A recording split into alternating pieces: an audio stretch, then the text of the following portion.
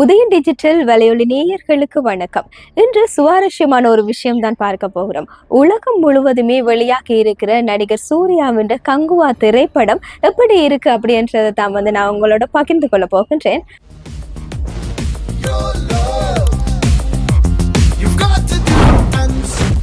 நடிகர் சூர்யாவின் நடிப்பில் அதிக பொருட்செலவுல தயாராகி இருக்கிற படம் தான் இந்த கங்குவா.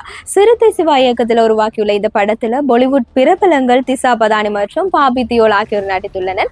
தமிழ் சினிமாவின் முதல் பேன் இந்திய அளவில் அதிகம் வசூல் செய்யும் என படக்குழு கூறிய காரணத்தாலையும் படத்தின் ட்ரெய்லரும் வெளியாகி அதிக எதிர்பார்ப்புகளை ஏற்படுத்தி பெரும் போராட்டங்களுக்கு இடையில ரசிகர்களின் பெரிய எதிர்பார்ப்புல இந்த படம் இன்று உலகம் முழுவதுமே வெளியாகி இருக்கின்றது. குறிப்பாக Tamil, Telugu, Hindi, Malayalam, French, Spanish, English ஆகிய மொழிகள்ல உலகெங்கிலேயும் ஒரே நேரத்தில் வெளியாகி இருக்கு. 2022ஆம் ஆண்டு வெளியான எதற்கும் துணிந்தவன் லோகேஷின் விக்ரம் ரொலெக்ஸிற்கு பின்னர் நீண்ட இடைவெளிக்கு பிறகு திரையரங்குகளில் வெளியாகிற சூர்யாவின் திரைப்படம் என்றதால இரண்டு கதாபாத்திரங்களையும் சூர்யா மிகவும் அருமையாக நடித்திருக்கிறார். நிறைய நடிகர் நடிகைகள் இருக்கிறார்கள். ஆனாலும் அந்த கெட்டப்ல பார்க்கும்போது யார் யாருன்னு கண்டுபிடிக்கவே முடியவில்லை. கருணாஸ் போகும் இடம் வெகு தூரம் இல்ல படத்துக்கு பின் அருமையாக நடித்திருக்கிறார். வெங்கட் பிரமாதமா நடிப்புல பின்னி இருக்கிறார். பாபி தியோல் மிரட்டுகிறார். காடு, மலை, கடல், போர்க்காட்சிகள் அப்படின்னு சொல்லி எல்லாமே பிரமாண்டம். அழகான ஒளிப்பதிவு இவைதான் படத்திற்கு பக்க பலமா இருக்குது. அதிலும் முதலைய குத்தி கொள்ற சீன், கிராபிக்ஸ், எக்ஸ்பீரியன்ஸ் தமிழ் சினிமாவுக்கே புதுசு அப்படின்னு தான் சொல்ல வேணும். இப்படி இருக்கையில சூர்யா ரசிகர்கள் படம் சூப்பர் அப்படின்னு சொல்லியும் இந்த ஆண்டின் மெகா பிளாக் பஸ்டர் ஹிட் என்றும் கொண்டாடி வருகிறார்கள். மற்றவர்கள் படத்தின் கதையை சிறுத்தை சிவா சொதப்பி விட்டார் அப்படின்னு விசுவல்ஸ் மற்றும் சூர்யாவின் நடிப்புக்காக தியேட்டர்ல ஒரு முறை பார்க்கலாம் அப்படின்னு விமர்சித்து வருகின்றனர்.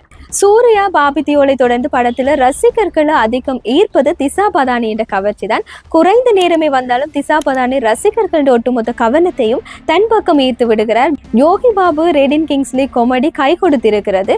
கார்த்திக் கடைசி நேரத்துல சர்ப்ரைஸ் கேமியோவாக நடித்திருக்கிறார். தீவு ஒன்றுல வசித்து வர்ற சூர்யாவின் கூட்டத்துக்கும் பாபி தியோலின் கூட்டத்துக்கும் இடையே மாவீரன் யார் என்பதில் போட்டி நிலவுகிறது. அதற்காக அவர்கள் இருவருமே அந்த காலத்தில இருந்து இந்த காலம் வரை சண்டை போட்டு வருகின்றனர் என்பதுதான் படத்தின் கதை. இந்த படத்துல பாராட்டப்பட வேண்டிய விஷயம் என்ன அப்படின்னு சொல்லி பார்த்தா சூர்யாண்ட நடிப்பு தான்.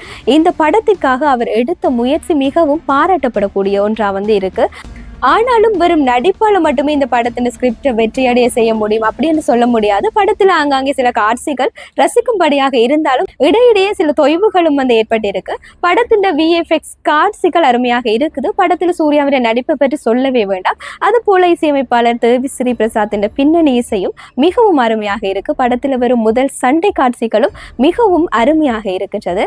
அதிக பொருட்செலவில் இந்த படம் எடுக்கப்பட்டுள்ள நிலையில போட்ட காசை எடுப்பார்களா என்பதுதான் கேள்விக்குறியாக உள்ளது என சில கலவையான கருத்துக்களையும் கொண்டுள்ளதாக இந்த படம் காணப்படுது.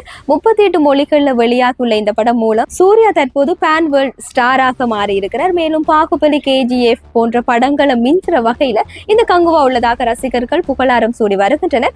ஆக மொத்தம் 1000 கோடி என்ற இலக்க கங்குவா தட்டுமா அப்படின்றத நாங்க பொறுத்திருந்து பார்க்கலாம்.